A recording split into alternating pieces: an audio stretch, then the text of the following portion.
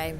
All right, we're here at the Triangle Winter Sale, and I've caught up with Cindy Bowling, who started this all back in, was it 1979? Yes, 1979. Tell us, what prompted you to do that? Well, we lived in Sedalia, Missouri, and my first husband was a big breeder in the horse industry. He was known as, we were called the gray horse capital of America. And at one time he had 700 brood mares.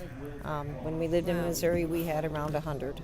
And we raised young horses and sold them from the farm. And a dear friend of mine helped us start the sale business. My husband had gone to horse sales for a long, long time, and he had had horse sales before, personally. But we lived in Sedalia, and the first sales that we had, we tried them in 4 different parts of the country. We had one in Sedalia, Missouri, one in Harrisburg, Pennsylvania, and one in Knoxville, Tennessee, and one in Oklahoma City at the fairgrounds. And the first year, that's where we tried them to see, what would be the best venue for us. And we eventually decided that the Oklahoma City venue was really one of the best ones. So the second year we just had sales in Oklahoma City and in Sedalia, Missouri. So how did it get to be in Shawnee, Oklahoma? The people that owned the sale barn in Ada, Oklahoma at the time were dear friends of my husband's, and he was at one of the sales in Oklahoma City, and he said, I think you have a good deal, but I think you need to move it to someplace else where the facility would be more suitable. And he said, Shawnee, Oklahoma has a public facility. And so we investigated, and we went down, and we found that this facility was heated. And so we thought, a winter sale might work there. Facility's heated, and we talked to a lot of people about what did they think about that, different customers and friends in the industry. And he said, it's winter, the weather could be anything. I don't know if that's such a good idea, and we decided to try it anyway, and it was the best sale we'd ever had. It was the January sale here in 1983, I believe, was the first year we had it here. And now there are 4 sales a year. And as we grew, the facility grew. The youth IFYR Youth Finals Rodeo ended up locating here, and they needed more facility for that, and so we also grew with them, and we ended up filling the facility as it grew, and so it was a win situation for both of us. It was a good deal. There are lots of auction houses, particularly for horses. What is it that you think really set Triangle apart and had people coming from all over the country? Oh, that's an easy one. Integrity. When we started this business back in '79, actually another reason that we started it is we had gone to some sales, and one in particular, well, actually there were 2 of them that were well known at the time. We were treated so poorly, and John was one of the better buyers there, and we were going home, and I said, anybody can do this better, and horse sales back in the day, back at that time, didn't have a very good reputation. They were thought of as a substandard way to buy and sell horses, and you always heard a lot about the shifty horse trader, and so we went into it putting God first, and trying to run it to the best of our integrity. And our motto was, and I'm sure is still today with the Wares, when there's a horse that's maybe a little not represented properly, I always tell someone, I wouldn't want you to buy one like that, and I don't want you to sell one like that here. Yeah. And we stood by the seller's warranties, and we made it a clean operation, and back in the day there wasn't a lot of that. Yeah. Even today, I know that's something that's very important, as you said, to Jim and Caroline Ware, who purchased the business approximately 4 years ago. Their first sale was in January of 2015. Right, 3 years ago.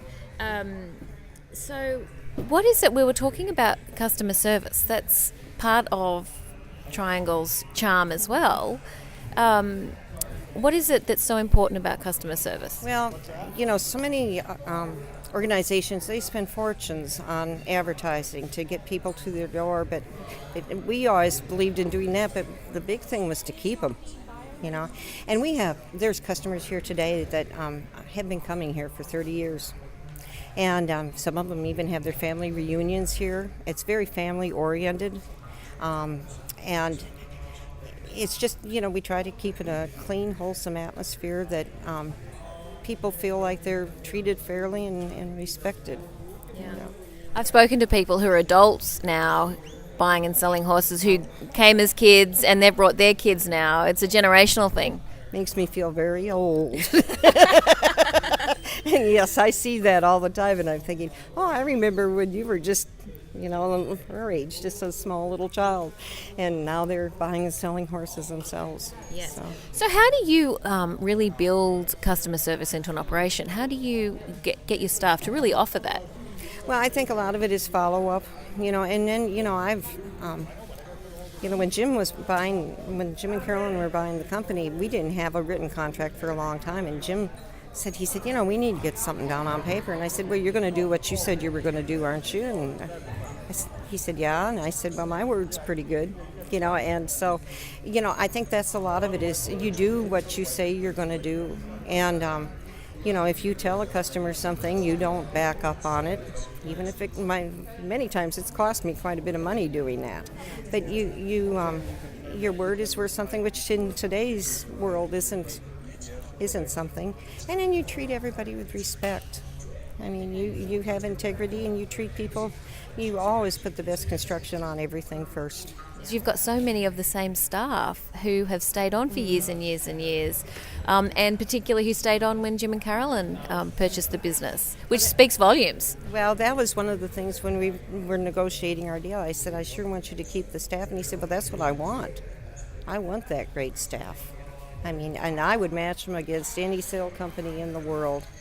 Top to bottom, we have a magnificent staff, and most of them have been here long enough, they're like family. We're all pretty close, we're pretty tight, we know. Again, I watch their children grow up and go to college and get married and come with the grandkids, and that's a lot of it. It's we're pretty close with one another, but everybody knows their job, and they know what's expected, and all of them are, and you got to have a pretty good temperament to put in the hours to do this, and they're friendly, outgoing people. Yes, and it's so unusual today because in the workforce, it's good if someone stays 2 years, let alone 20, 30 years. Yeah, most of them have been from security to the auctioneers. Steve pretty much started his career here, and back in the day when we were getting such big numbers and the hours were so long, we started a lot of the young ringmen that are ringmen professionals today, and auctioneers and pedigree readers. This was kind of a work ground, for them. My first husband was very auction savvy, and he would sit in the box with them, as Jim sits in the box, today, and and help them along with their learning the business. Okay. Now, tell us about you yourself. Now that you've sold the business, you actually get time to go play on these horses, is that right? I do. I started showing reining horses a few years ago, and it was something I always wanted to do. My first husband I think he's still the all-time leading sire, Hollywood Jack 86, and so he'd raised reining horses, but of course we never had time to show and go and do that. And I'm an avid scuba diver. Wow. And I'm a TDR technical diver, and I'm dive with a group that we've been together about 20 years. I'm going in March for 3 weeks. So we'll be diving north of Australia, and then we'll go on to Singapore. And we take a big trip every year, at least, and several small ones. And so I have more time to do that, which I absolutely love. Well, that's a world away from the horses, isn't it? Yes, it is. There aren't too many cowboys that are scuba divers, that's for sure. Cowgirls, that's for sure. There's not, water sports usually don't go hand in hand with that, but I thoroughly enjoy it. And back here in Shawnee, Oklahoma, you still come back to help out at the sales? I do. I work sale days, and Ware's still keep an office on Benson Park Road right by my house, and which runs, and it's very nice too to kind of know that you still have staff coming every day. And I have become very active in Kairos Prison Ministry. Mm-hmm. I'm on the advisory council for it, and I find that to be a very worthwhile cause and very, very rewarding. so that keeps me pretty busy. Yeah. Also. Yes. And so. And at the start of the sale today, you were up in the sale podium saying some very nice things about Jim and how the sale has changed since it changed hands. Can you tell us about some of those things that you said today? Oh, they've done some marvelous changes. The mechanical cow being added, with the live cattle is great. I love the way they've got the ring set now in this area of the building. They've invested in a whole new sound system, whole new computer electronics for the webcast. They've upgraded everything as far as that goes. Even the signage, you know where you're going and where you are. We never were real good at that before. We just kind of, felt your way around here, And the way they've dressed the area up, they've also gotten the Expo Center to do a big cleanup, which was definitely needed, desperately. And so it looks a lot better around here. The different if you go over to the other building, they've got that all bannered now, and it's better run. Your checking in and checking out process is so much better. We used to paint the horses with paint numbers in this time of the year, especially when horses are blanketed. The paint numbers would rub off, and the people at the security shack would have such a hard time checking horses out. It's so much smoother. The office project, the way we do the office now, is revamped, and it's much easier to check horses in and check horses out. They've kind of redid the overall system that way. So they've added a lot. They've done good, and now they have nice dinners, which everybody really likes, and they've just upgraded customer service. I think as far as the additional things that they provide in helping you sell your horse. Yes. Tell us about Cindy the cow. Oh, What's the story there? When they first put the mechanical cow in, Jim said, "We've got to name the cow," and he announced this. He said, "That cow's name is Cindy." Well, then they got a second one, and I happened to be up there, and he said, "What are we going to call that one?" And I said, "Well, we should call that Jimbo if you're going to call the other one Cindy."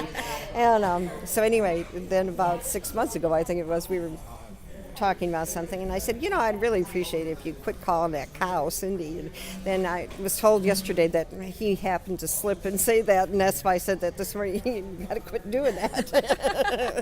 So it's kind of an ongoing joke. Okay. Well, thank you for joining us. Thank you.